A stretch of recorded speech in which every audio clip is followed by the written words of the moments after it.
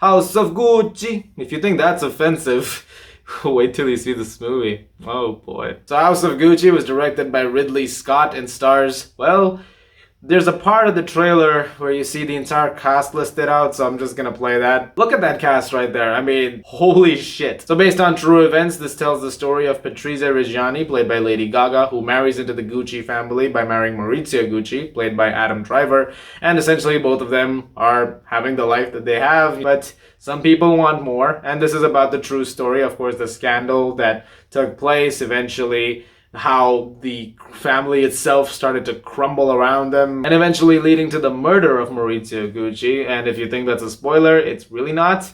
That's in the plot. Obviously, it's a true story that also happened, but you're essentially seeing the events that led to that moment. And we're talking years here, basically. Ridley Scott is a director who I really love. I've loved most of his films. His last movie, The Last Duel, which did not do well at all, I really liked. And I thought it was a film that really was one of the better films I saw in 2021. And so right after that, a month after that pretty much, we're getting House of Gucci, which is 2 hours and 40 minutes long, and honestly, from everything I saw of it, looked like it was absolute madness. And so I was very excited to see where this movie would go and how crazy it would get. House of Gucci is a case where I liked a lot of things and I disliked a lot of things at the same time. It's a very paradoxical viewing experience. For every single thing that I saw on screen and I thought, I like that, immediately was followed by something I did not like. And it's a film that's constantly at war with itself. So let's get that stuff out of the way first. Let's talk about the film's biggest issue. For me, it comes down to basically tone. It's a film that's trying to be satire, a dark comedy of sorts, but it also tries to take itself a little too seriously at times.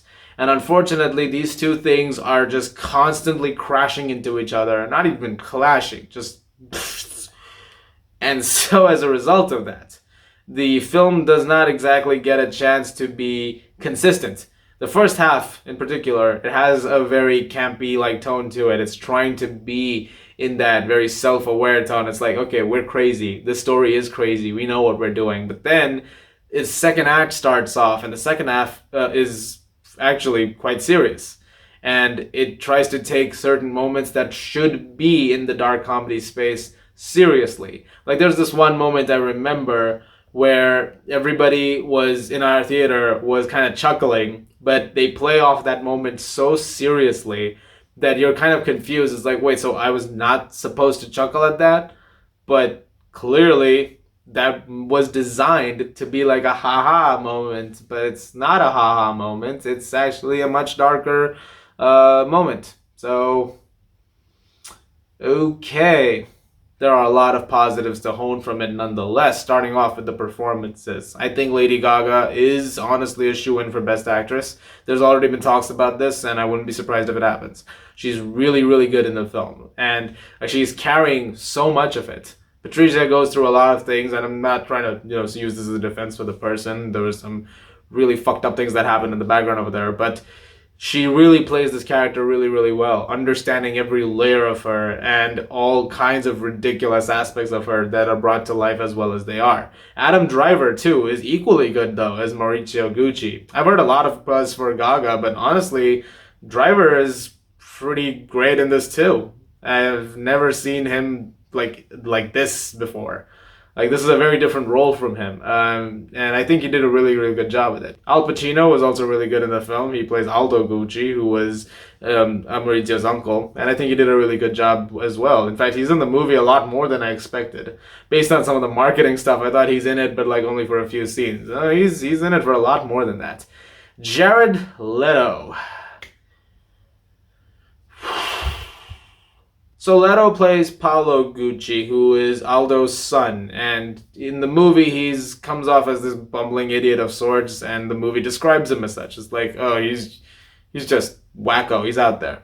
Now, here's the thing. I think that all the stuff that they've gone into trying to bring him to life on screen, great. The makeup effects, the performance itself, like Leto is putting the work in. I mean, credit where credit's due. And like I said, the makeup work and all that they've done on him is pretty remarkable. He's virtually unrecognizable throughout this entire film. The problem is he's sort of at the epicenter of that tone issue that I talked about at the beginning. You know, it's trying to battle those two things, the seriousness and the cheesiness. And unfortunately, he's right in the center because his character is someone who is going through some really, really messed up stuff. And it's dark and it's very serious. But then his performance is much more hammy and over the top. In fact, much more so than any other one in the entire film. And that is unfortunately something that I can say for a lot of different things as the film progresses. Those two things, those two tones, they crash more and more and more as the scenes progress. And so by the end of it, you're like, what exactly am I supposed to feel here? I walked out very conflicted because I was going to shoot this review immediately after, but then I've been thinking about it for several hours now and I genuinely don't know where to begin, even though I've said all of this stuff. But I don't really know where I land in terms of this movie. I don't know if I hated it or if I liked it or if I'm somewhere in the middle. I think I'm somewhere in the middle, right? Paradoxical. I feel like that's our base. But I still don't know. Like, I could wake up tomorrow and say, this is terrible. And I could say it's great at the same time. It's just, it's a film that's all the extremes at once. I admire Scott for the approach. I admire the decisions that he's taken, the directional moves that he's made. And yes, some of them work really, really well. It's just that I just wish this film had some consistency to it. And the pacing of it is also something that was very, very messy. It has a kind of a breakneck first 45 minutes or so. In fact, this thing moves considerably. And I thought, oh, wow, this is a fast-paced movie. I'm quite digging this. Now, I have nothing against slow-paced films either. I really enjoy a lot of them. But then the whole second act of this film is a very slow, meandering act. And it's just scene after scene where things were said, then it moves into the next one, and it's just very, very dulled down all of a sudden. And some scenes that are supposed to be more intense as a result of it, something that's building to something else, that impact is unfortunately not felt as a result of it. Still, overall, I thought House of Gucci was... it's alright. It's alright. It's not the worst Ridley Scott movie ever. It's not the best Ridley Scott movie ever.